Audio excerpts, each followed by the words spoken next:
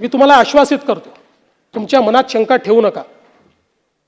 आकाश पाताळ एक करू, पण या केसमध्ये जर कोणाचा घातपात असेल, कोणाचाही बाप असला तरी त्याला खोदून काढू. सहन नाही करणार.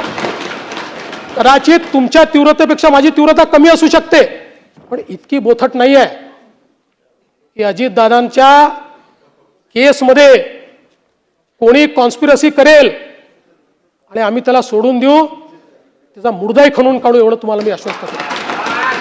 आणि पुन्हा सांगतो, तुम्ही जे प्रयत्न करतात माझं समर्थन आहे, मी त्याच्या विरोधात नाही आहे.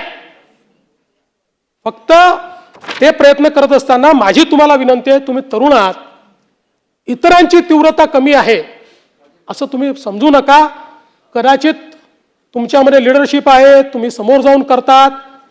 काही असे असतील की ज्यांना मनातलं वाटतंय, पण ती लिडरशिप त्यांना दाखवता येत नाही किंवा त्यांच्यामध्ये ती कार्यपद्धती नाही आहे. आणि म्हणून मी पुन्हा एकदा या निमित्ताने सांगतो की या संपूर्ण इन्व्हेस्टिगेशनमध्ये जे जे करावं लागेल, आणि आपल्याला माहिती आहे, आपण स्वतः मला पत्र दिल्यानंतर आपण त्याचा उल्लेख केला, जसंच्या तसं मी ते पत्र केंद्र सरकारला पाठवलं आणि केंद्र सरकारकडे त्याचा पाठपुरावा मी करतोय. आणि म्हणून निश्चितपणे या संदर्भात मला असं वाटतं की कोणत्याही परिस्थितीमध्ये आपण यात काहीही चुकीचं हे होऊ देणार नाही, हे या निमित्ताने मी आपल्याला सांगतो.